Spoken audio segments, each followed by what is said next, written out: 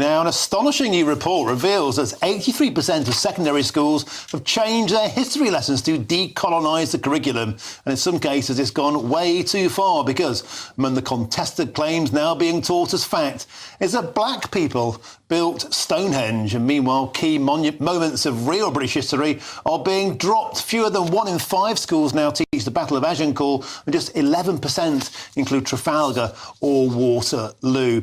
Well, joining us now is Zachary Marsh, the Research Fellow in Education at the Policy Exchange, who published this report. Zachary, tell me, how can it be possible that people of colour built Stonehenge? Were there, I don't know, some sort of Stone Age Windrush generation?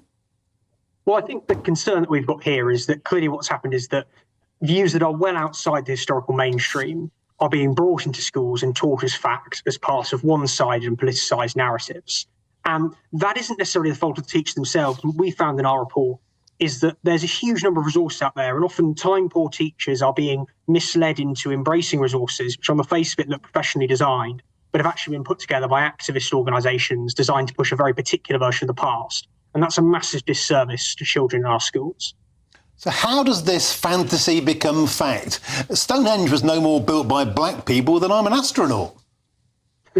Exactly. And as you say, the issue has been that particularly since 2020, we've seen a massive uptick in organisations that have not traditionally been involved with history teaching, producing resources that are designed to be adopted by teachers in classrooms.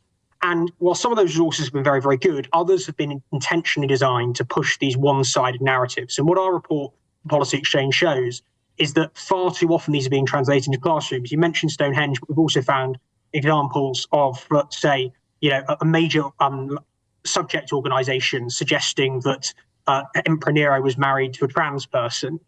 All of these quite bizarre ideas that are well outside mainstream historical opinion, but which organisations have shoehorned into the history curriculum in certain schools. Well, Zachary Marsh, thank you for, I think, cheering us up with this madness. Research Fellow in Education at the Policy Exchange, thank you very, very much.